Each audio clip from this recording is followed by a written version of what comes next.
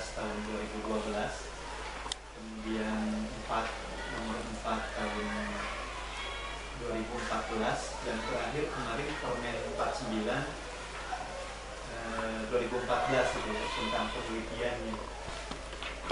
Kan kualitas sumber daya manusia, tapi juga untuk mentransmisikan doktrin Islam kepada generasi mendatang dan membangun kesadaran yang makin kuat. Ini sebagian kesadaran itu disebabkan oleh semakin intensifnya. Ada pusat-pusat studi di Timur Tengah yang hari ini banyak sekali kader-kader muda Indonesia yang belajar di Timur Tengah, di Kairo, dan ini akan membawa dampak proses pencerahan terkait dengan pemikiran Islam.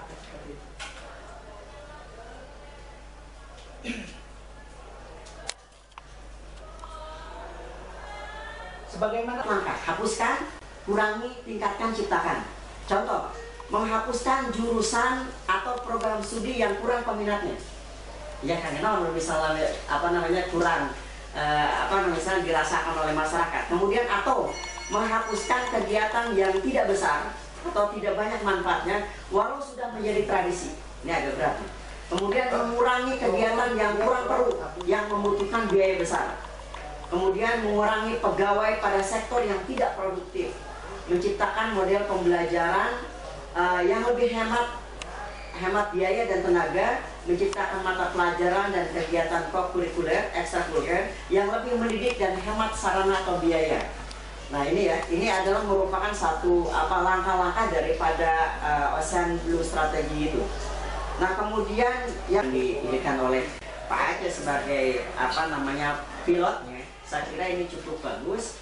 Misalnya dengan adanya beasiswa, kemudian misalnya dunia akademik misalnya tentang keilmiahan yang terus-menerus kita kaji. Kemudian juga jangan lupa kita harus mengingat pangsa pasar yang berkembang. Kalau misalnya itu terlalu sempit pangsa pasar kita, itu haruslah ada semacam terobosan baru. Kira-kira 10-20 tahun ke depan apa yang mesti kita ciptakan, seperti itu. Itu sajalah mungkin kajian yang mesti kita diskusikan pada sore hari ini. Mohon maaf. Assalamualaikum warahmatullahi wabarakatuh.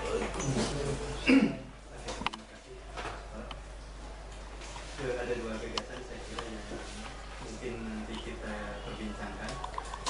Pertama dari Pak Andri, ke arah baru pendidikan agama Islam itu ada di perkembangan kader-kader ini ya, Timur Tengah dan Barat gitu ya. Di situ memunculkan banyak diskursus teori dan metodologi studi Islam yang kemudian dianggap punya peluang untuk melakukan banyak terobosan-terobosan dalam kajian Islam gitu ya. Nah, tetapi kuncinya PTAI harus tetap menjadi solusi zaman, dan yang kedua dalam rumusan mata kuliahnya harus dirancang. Nah, yang kedua dari Sepala, saya kira ini lebih menawarkan manajemen yang harus dikembangkan di perguruan tinggi. Pertama ada Blue Ocean Strategy, kemudian manajemen bernuansa entrepreneurship, dan manajemen berbasis masyarakat ya, manajemen based society. Saya kira ini penting untuk didiskusikan pada pertemuan ini. Nah, tapi saya ingin meminta dulu Pak Momon terkait dengan undang-undang ya, bagaimana kedua gagasan ini terkait dengan undang perguruan tinggi ya, produk-produk perguruan tinggi. Sebelum nanti ke Pak Aceh tentang perguruan tinggi.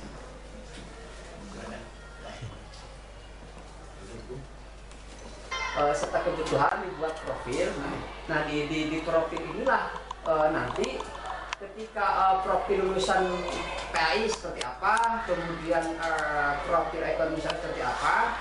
Nah ada pencapaian belajar. Jadi profil itu, untuk mencapai profil itu, pencapaian belajarnya seperti apa, pencapaian belajarannya untuk mencapai pada profil itu. Nah dibantu instrumen lain, bobot mata kuliah yang akan disajikan. Nah bobot mata kuliah yang akan disajikan itu beda dulu Dengan sekarang memang kalau mungkin ada induktif, ada istilah induktif, ada istilah deduktif ya. Namun kalau sederhananya saya memahami sekarang itu memang kenapa perlu kajian mendalam, ada penelaahan dulu. Contoh gini, dalam satu mata kuliah ini memakan 16 hari pertemuan, kemudian itu memakan asumsinya ada 8 sampai 10 topik yang akan dibahas. Nah, satu topik pembahasan atau satu sub pembahasan itu harus dikaji. Ada bobot kajiannya gitu. Apakah ini nilai apa kajiannya 2, 3, 4 terus dikaji. Nah, setelah itu sampai dihitung dari asumsinya kalau mau ke 8 sub pokok bahasan dikaji satu. Kalau satu pokok bahasan memakan ini 3, kalau kali 8 udah berapa? Dan itu harus ada kajian. Kajiannya kan tadi sesuai dengan dari awal. Nah, itu baru diturunkan ke mata kuliah dan dirangkai strukturnya. Dan itulah yang sekarang itu bukan hanya kelas-kelas kita ya. Yang saya tahu udah coba cari informasi, Unpad baru selesai belum selesai sampai hari ini. IPB, ITB juga belum selesai hari ini untuk merumuskan kurikulum yang baru ini. Kopertais, kalau yang di bawah kopertis itu baru sosialisasi. Kopertais mungkin nggak tahu, saya yakin nggak tahu. Artinya tahu juga belum nyampe. Biasanya kan masih di bawah kopertis. Tahun lagi Pak kopertais. Nah, karena sering begitu.